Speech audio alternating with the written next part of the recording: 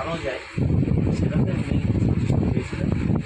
সবথেকে বড় কথা, তারপরেও উনি আরেকটু কাজ করে গেছেন, আমাদের মধ্যে যদি বপন করে গেছেন যে আমাদের পশ্চিমবঙ্গে যে সমস্ত আমরা সংগঠনগুলো এই ধরনের কাজগুলো করি, সেই সংগঠনগুলোকে একই ছাতার তলায় এনে যে একটা ফেডারেশনের দিকে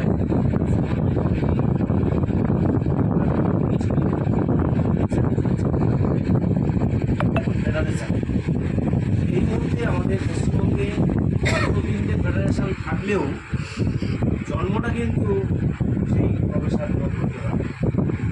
ওনারই জন্মে আজকে আমরা এখানে বসবাস করছি, এই আন্দোলনের সঙ্গে যুক্ত হয়েছি। ব্যক্তিগতভাবে আমরা ওনার ধ্যান ধারণা সেগুলো আমাদের মধ্যে দিয়ে গেছেন।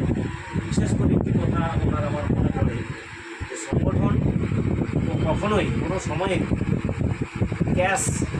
ক্যাশে চলবে না, কাইন্ডসে চলবে। উনি বলেছিলেন যেখানেই মধু সেখানেই কিন্তু মধুমাছি বসা।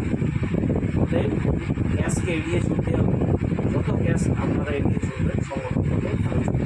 সেটা আমরা দেখি আজকে আমাদের প্রায় 38 বছরের সংগঠন আমরা সুন্দরভাবে চালাতে পারছি ওনার পথ অনুসরণ করে। আগামী দিনে আরও যাতে সেই ফেডারেশনের পাশে তো তোমাদেরও সমন্বয় কমিটির যে রূপরেখা তার বাইলজ ইত্যাদি এবং আহ্বায়ক হিসাবে নির্দিষ্টরা সেই কাজটি করেছিলেন।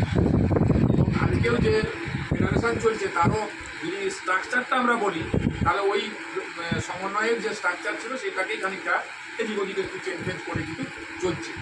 এটা আমাদের কাছে একটা গর্বের কথা। ওর হাত ধরে আমাদের দেবুদা এই কাজটা করেছিলেন। আমি এখন প্রবীরবাবুকে আহ্বান করব আজকের দিনকে এবং দেবব্রত তার অনুভবের কথা বলার জন্য। ওইখানটাতে যাবেন, ওইখানটায় ছবিটা দরকার যে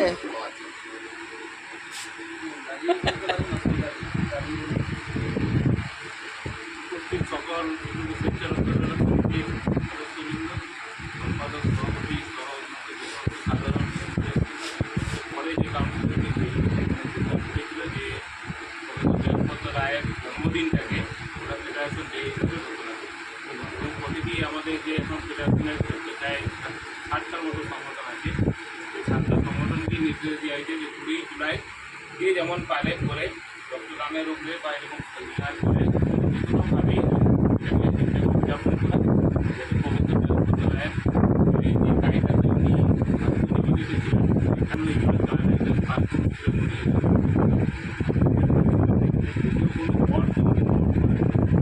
পৃথিবীর ব্যাপী রক্তদান আন্দোলনে যে সমস্ত পিওর বলুন বা ন্যাশনাল ব্লাড পলিসি তৈরির ক্ষেত্রে ভূমিকা করে নিচ্ছে। পরবর্তীকালে ইন্ডিয়া হেলথ ডিপার্টমেন্ট স্বাস্থ্য দপ্তর কিন্তু সেই ন্যাশনাল গাইডলাইন দেখেই এখনও পর্যন্ত যে সমস্ত রুল অ্যান্ড রেগুলেশন বের হচ্ছে, ওরা বের হচ্ছে ওই গাইডলাইন দেখেই বের হচ্ছে।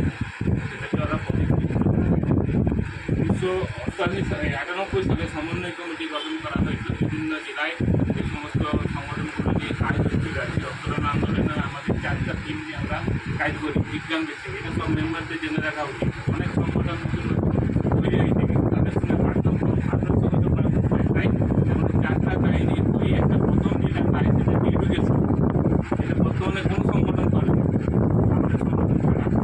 Education, motivation, donation and recognition, এই 4টা কাজ যারা করে তাদেরকে আমরা অর্গানাইজেশন হিসেবে স্বীকৃতি দিতে পারি। তাদেরকে রক্তদান আন্দোলনের সংগঠনকে আমরা মনে করি।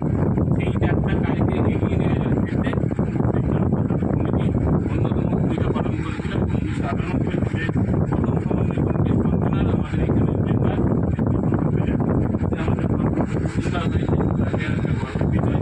এখনও যে ফেডারেশন তৈরি হয়েছে জুন 2008 সালে একটা সংগঠনের তত্ত্বাবধানে যে মিটিং হয় সেখানে এই সমন্বয় কমিটির নাম তার পরিবর্তন করে হয়েছে। কিন্তু বাকি সব রুল অ্যান্ড রেগুলেশন আছে 9 জন কমিটিতে ছিল সমন্বয় কমিটিতে, এখন বর্তমানে কাজ করতে হচ্ছে কাউন্সিল মেম্বার 11 এবং তৃণমূল পর্যায়ে একটা ভোট রয়েছে। ভোটটা অনেকটা যদি জানান কি জানান না একটু বলে রাখি প্রথমে এই ভোটে আমাদের ব্যালট পেপার জন্মদিন থেকে তার সম্পর্কে আমি বলছি। ওনার সঙ্গে আমার বিশাল একটা সুযোগ হয়েছিল, কারণ আমার ছেলে প্রথমে বেতন থাকার ফলে এবং এখানে ব্লাড না পাওয়ার জন্যে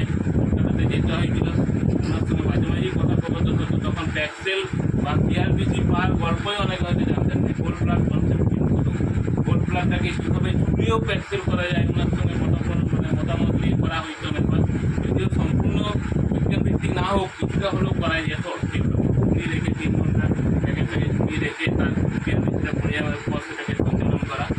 যাই হোক ওনার সম্পর্কে ওনার জন্ম হচ্ছে 2 জুলাই 1940, মৃত্যু 21 জানুয়ারি 2024, তার মৃত্যু 21 জানুয়ারি মাসে। পশ্চিমবাংলার স্বেচ্ছার উত্তরণ আন্দোলনের প্রতীকী অভিভাবক প্রাণপুরুষ কিংবদন্তি দেবব্রত রায়ের জীবনার্পণ পুরো রাতে বাইপাসের এক বেসরকারি হাসপাতালে বয়স হয়েছিল তখন 82 বছর। দেখে গেলেন ভাই ডাক্তার সুব্রত রায়, জীবন সংগ্রামিতা, ছাত্রী কন্যা সুমিত্রা, আত্মীয় স্বজন, অসংখ্য গুণবন্ত ছাত্রছাত্রী, শুভানুধ্যায়ী ও সহকর্মীদের।